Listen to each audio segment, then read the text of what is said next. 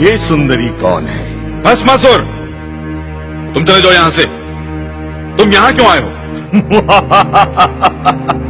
मुझे पता नहीं था कि आप यहां होंगे। आपका ये स्थान अच्छा है, मनोहर है, और आपके पास खड़ी ये सुंदरी भी मनोहर है। लोगों को भस्म करते करते मैं ऊब गया।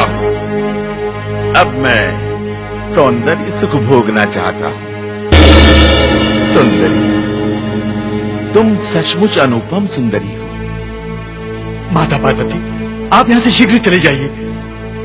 इन्हें जाने के लिए क्यों कह रहा है चोटी वाले? क्या तुम मेरी क्रोधाग्नि जगाना चाहते हो?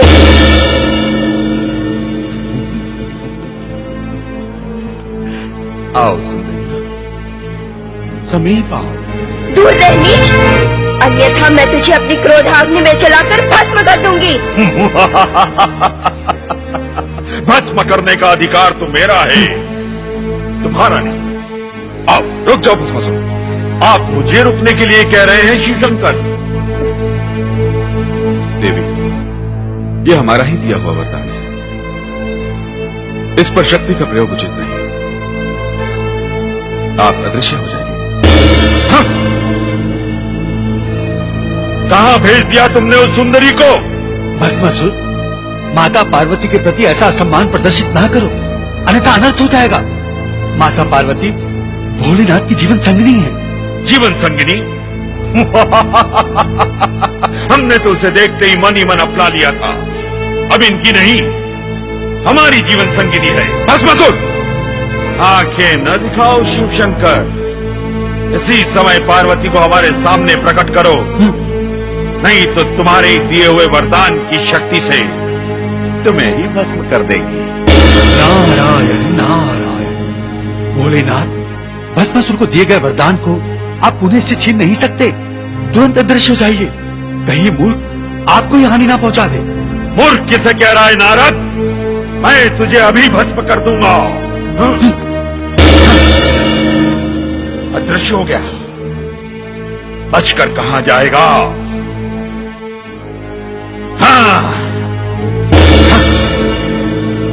ये भी अदृश्य। मैं तुम्हें नहीं छोड़ूंगा शिवशंकर। सुंदर पार्वती को अदृश्य करके तुमने मेरी क्रोधाग्नि को जगाया है। मैं अपनी वरदान शक्ति से तुम्हें देख लूंगा।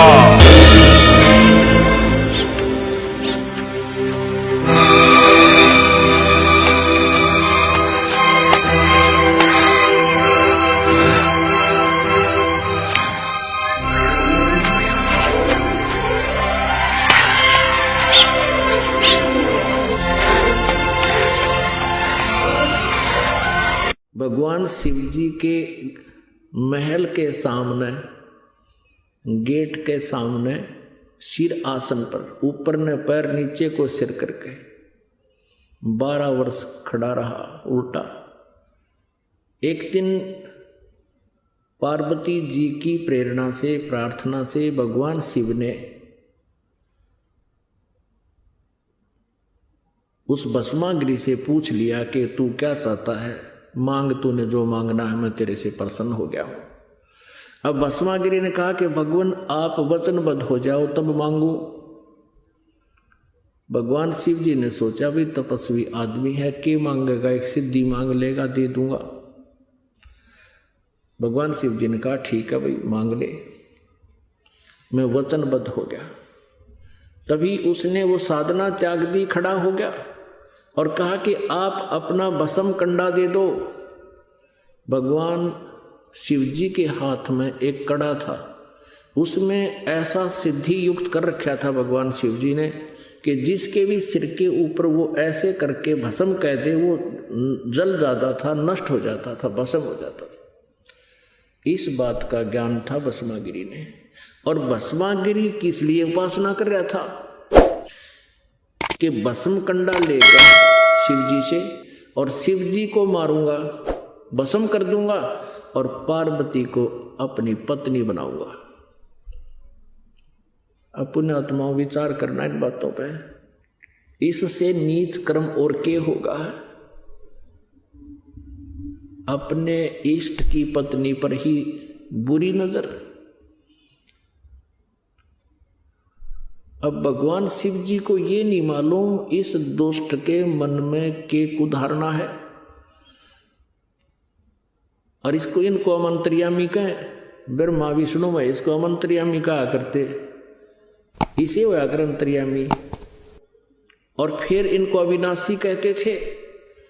अब ज्यों ही भगवान शिव ने कड़ा उसको दे दिया और कहने लगा भस्मागिरी के होले शिव जी होशियार, तुझे मारूंगा, पार्वती को पत्नी बनाऊंगा। भगवान शिव जी डर के भाग लिए, भयभीत होकर अपनी जान रक्षा के लिए दौड़ लिए, स्पीड खींच दी। आगे आगे भगवान और पाछे पाछे पुजारी।